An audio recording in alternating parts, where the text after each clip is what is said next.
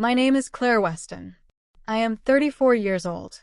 And 3 weeks after my mother said she wished I had never been born, she called me at 11 p.m. from a hospital waiting room and asked me to come. I sat with my phone in my hand for 4 minutes before I answered. Not because I did not know what to say. Because I needed to make sure that when I spoke, I said exactly what I meant and nothing more and nothing less. 4 minutes is a long time to sit with a sentence your mother said in front of 27 people at your sister's birthday party. Long enough to feel it fully. Long enough to decide what to do with it. I answered. I went. What happened in that hospital, and what I said in the hallway outside the waiting room at 2 a.m. while my father sat inside too tired to perform, is the thing I am going to tell you today. But first I need to take you back. To a party 3 weeks earlier. To a sentence said in a living room in front of 27 family members that landed so softly, I almost missed how permanent it was. Almost. If you are watching this right now, drop your city in the comments. Just your city. I read every one. And if someone has ever made you question your right to exist in your own family, like this video, stay with me. Because this story is not about what was said. It is about what was built in the silence after it. I grew up in a house in Clover, South Carolina, where love was visible in some directions and invisible in others, depending entirely on which daughter you were. My parents, Frank and Diane Weston, had 2 daughters. My sister Joanna is 3 years older. She was the one the house organized itself around, not because she demanded it, but because she had the quality of people who make rooms feel more complete simply by being in them. Warm, social, the kind of daughter who called without being asked and showed up without being reminded, and made my parents feel like the family they had always wanted to be. I was the other kind. Not difficult. Not rebellious. Just different in ways that my mother had never quite known how to categorize and had therefore spent 34 years treating as a problem to be managed. I asked too many questions. I pushed back on conclusions I found illogical. I chose a career in structural engineering that my father respected abstractly and my mother found baffling. I moved to Charlotte at 23 and built a life there that had nothing to do with Clover and everything to do with who I had decided to become. I was good at my job. Exceptionally good. By 30 I was running projects. By 32 I had been appointed to a regional infrastructure committee. By 34 I had a team of 19 people and a reputation for solving problems that other engineers had walked away from. My parents did not know most of this. Not because I hid it. Because when I shared it, the information arrived at a table already arranged and came out shaped differently than it had gone in. My father would nod and change the subject. My mother would say, "That sounds complicated. Joanna just got promoted too." So I stopped sharing.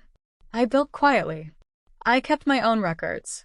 I drove the 3 hours to Clover 4 times a year and sat at the table, and was the daughter who did not require anything and drove home in the specific silence of someone who had made peace with a particular kind of loneliness. I thought I had made peace with it. Then came Joanna's birthday party. Joanna turned 37 on a Saturday in September. My mother had arranged the party the way she arranged everything, with the specific precision of someone for whom social events were a form of self-expression. Decorations that communicated effort without looking effortful. Food from the places people recognized. A guest list of 27 that included every family member whose opinion my mother valued and several whose opinion she was in the process of cultivating. I arrived at noon with a gift I had spent 2 weeks choosing. A first edition of a book Joanna had mentioned once in passing 8 months earlier. I had remembered because I remembered things. It was one of the qualities my mother found exhausting. The party was everything Joanna's parties always were. She moved through the room receiving warmth the way surfaces receive light, naturally, without effort, simply by being present in a way that made other people want to look. I stood slightly to the side. That was my function at these gatherings. I was present. I was useful when asked. I did not require the room to organize itself around me. By 2 p.m. I had spoken to 6 people. 3 of those conversations had been initiated by me. By 3 p.m. I was in the kitchen helping my mother arrange the cake. That was also my function. I carried things. I arranged things. I was the infrastructure of family gatherings, the load-bearing work nobody thought about because it was done correctly. My mother was talking about Joanna. She was talking to my Aunt Patricia, who had been nodding in the specific way of someone who had been nodding at these particular stories for 30 years. She was saying that Joanna was everything she had hoped for in a daughter. That Joanna had always been the one who understood what family meant. That some people were just built for this, for warmth, for connection, for being the kind of person others wanted to be around. I was arranging candles on the cake. I was not performing invisibility. I simply was invisible. There is a difference, and by 34 I had stopped confusing the two. Then my aunt said, "You are so lucky to have her." And my mother said, without pausing, without lowering her voice, without any apparent awareness that the sentence was going to be different from the sentences before it, "Sometimes I think we should have stopped with Joanna. We got everything right with her. The second one." She stopped. Not because she realized what she was saying. Because she looked up and saw me standing at the counter with a candle in my hand looking directly at her. The kitchen went very quiet. 27 people were in the next room. The music was still playing. Someone was laughing at something Joanna had said. My mother looked at me. Then at the candle in my hand. Then at the counter. "Claire, the candles are done," I said. I set the last one in the holder. Stepped back. Looked at the cake. "It looks good," I said.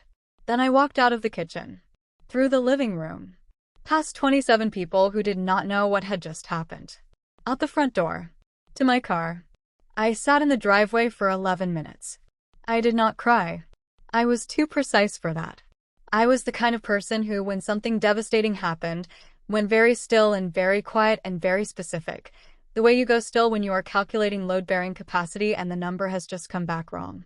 My mother had been calculating me for 34 years. She had just said the answer out loud. I started the car. Drove the 3 hours back to Charlotte. I did not call. I did not text. I did not explain. I simply left. And I waited. 3 weeks passed. Not quietly. Loudly, in the specific way of 3 weeks that contain a great deal of work and a great deal of deliberate not thinking and occasional 2 a.m. moments of sitting at a kitchen table with cold tea and a sentence that kept replaying in a voice you had known your entire life. The second one. Not even my name. The second one. Like I was a production error. An iteration that had not quite achieved what the first had and had therefore been quietly set aside. I went to work. I ran my projects. I managed my team of 19 people who call me by name and whose problems I solved and whose trust one had built over 6 years of showing up every day and being exactly what I said I was. I did not call Clover. My father texted once. A Wednesday. "How are you?" 3 words. The kind of text that knows what it is actually asking and cannot quite say it directly. I replied, "Fine. Working." He did not text again. Joanna called on a Thursday. Her voice had the careful quality of someone who had been briefed on a situation and was trying to navigate it without making it worse. "Mom told me what happened," she said. "What did she tell you?" I said. "She said there was a misunderstanding in the kitchen," she said. "She said she was talking about something else and it came out wrong. She said she wished I had never been born," I said. In front of 27 people. While I was standing at the counter 2 feet away. Silence. "She did not say those exact words," Joanna said carefully. "She said you were everything she had hoped for," I said. "And that she thought she should have stopped with you. She called me," and I am quoting, "the second one." While I was standing there. A longer silence. "I did not know," Joanna said. "I was not in the kitchen." "I know," I said. "Claire." "Joanna. I am not angry at you. I am not calling to fight. I am just telling you what was said because you asked." "What are you going to do?" she said. "Nothing," I said. "I am going to go to work tomorrow. I am going to run my projects. I am going to do what I do." "And Mom," she said. "She knows where I am," I said. "She has always known where I am." I hung up. Went back to my project files. 3 weeks after the party, my phone rang at 11 p.m. My mother's name on the screen. I sat with it for 4 minutes. Then I answered. Her voice was different from every version I had heard before. The performance had left it entirely. What was underneath was smaller and more frightened than anything I recognized. "It is your father," she said. "His heart. We are at the hospital. They are running tests." "Which hospital?" I said. She told me. "I will be there in 3 hours," I said. She started to say something. I did not wait to hear it. I packed a bag, got in my car, drove through the night with the heat on and the radio off and the specific focus of someone who has made a decision and is not revisiting it. I arrived at 2:07 a.m. My father was in a cardiac unit. Stable, the nurse said. They had caught it early. There would be more tests in the morning. He was sleeping. My mother was in the waiting room in the clothes she had been wearing when it happened, the blouse from a dinner out, jewelry she had not taken off. She looked smaller than I had ever seen her. The performance required a stage, and she was sitting in a plastic chair under fluorescent lights, and there was no stage available. She stood when she saw me. Claire, she said. How is he? I said. She told me what the doctors had said. I listened. I asked 3 specific questions, the kind I always asked when a situation required precision. She answered them. I registered the information. Then I sat down in the chair across from her. And I said the thing I had been carrying for 3 weeks. I need to say something, I said. Before we go any further. Before the morning and the tests and whatever comes next. She looked at me. What you said in the kitchen, I said. At Joanna's party. Her face moved. The specific movement of someone bracing. You said you should have stopped with Joanna. You called me the second one. You said it in front of 2 feet of distance and you did not lower your voice and you did not realize I was standing there until you looked up and saw me. She pressed her hand against her mouth. I am not saying this to punish you, I said. I am saying it because it is 2 a.m. in a hospital waiting room and my father is in a cardiac unit and I drove 3 hours to be here and I need you to understand something before I do anything else. Claire. I said. Not because you deserve it. Not because the kitchen erased itself. I came because he is my father, and because I am the kind of person who shows up when it matters regardless of whether the room has been arranged to include me. She was crying. The quiet kind. Not performed. Just present. That is who I am, I said. That is the second one. The one you should have stopped at. The waiting room was very quiet. The fluorescent lights hummed. Somewhere down the hall a machine beeped steadily. I know, my mother said. Her voice was barely above a breath. I know who you are. Tell me, I said. Not now. When you are ready. Tell me who I am in your own words. Without Joanna in the sentence. She looked at me. Something had shifted in her face. Not the performance, not the management. The actual face underneath. The one she had been protecting for 34 years. I will, she said. Show me, I said. My father came home 4 days later. A minor cardiac event. The phrase doctors used to make something sound smaller than it felt. Medication changes. Dietary restrictions. Follow-up appointments. The specific logistics of a body that had sent a warning and was now being listened to. I stayed for 3 of those 4 days. I slept in my childhood bedroom. The one that had always been arranged slightly less carefully than Joanna's. Same bed, same window, a bookshelf that had been mine but now held things that belonged to no one in particular. I worked remotely. My team managed. That was what happened when you built a team correctly. They could function without you for 72 hours and not lose anything that mattered. My father knew, by the second day, that something had happened at the party. Not the specifics. My mother had not told him. But he had the specific awareness of a man who had lived in a house with Diane Weston for 40 years and understood the weight of her silences. He found me on the back porch on the second evening. I was on a call with my project manager. When I finished, he sat in the chair beside me. She told you, I said. Not a question. She told me enough, he said. What did she tell you? I said. She told me she said something at the party that she cannot unsay, he said. She told me you drove 3 hours at 2 a.m. anyway. Yes, I said. Why, he said. Because you are my father, I said. Because showing up when it matters is not conditional on being treated correctly. I learned that somewhere. I am still deciding whether I learned it from you or in spite of you. He looked at the yard. The same yard I had grown up in. The same oak tree. The same fence that needed painting every few years. In spite of, he said. Mostly. It was the most honest thing my father had ever said to me. Yes, I said. Mostly. I heard the things she said, he said. Not just at the party. Over the years. I heard them and I said nothing. I know, I said. That is not something I can explain in a way that makes it acceptable, he said. I know that. No, I said. It is not. What do you need from me? He said. I had been thinking about that for 3 days. I need you to say my name, I said. At dinner. In conversations. When you are telling stories about this family. Say my name the way you say Joanna's. Not more. Just the same. He looked at the oak tree. That should not be something you have had to ask for, he said. No, I said. It should not. I am going to do it, he said. Every time. Starting now. Show me, I said. Not tonight. Over the next year. Show me. My mother came to me on the last morning. Early. Before my father was awake. She knocked on my bedroom door at 7 a.m. with 2 mugs of coffee and the face of a woman who had been awake for most of the night sitting with something she could no longer set back down. I let her in. We sat on the edge of the bed. The childhood bed in the childhood room with the bookshelf that held nothing that was mine anymore. She held her mug for a long time without drinking from it. You asked me, she said, in the waiting room, to tell you who you are without Joanna in the sentence. Yes, I said. I have been trying to do that since 2 a.m., she said. And I keep realizing that I have spent so long defining you in relation to her that I do not have language for you on your own. I looked at my coffee. That, I said, is the most honest thing you have ever said to me. I know, she said. I am sorry it took until now. Keep going, I said. Try. She looked at the window. The morning light was coming through the way it had always come through in this room, at a specific angle that caught the dust particles and made them visible. You are precise, she said. You have always been precise.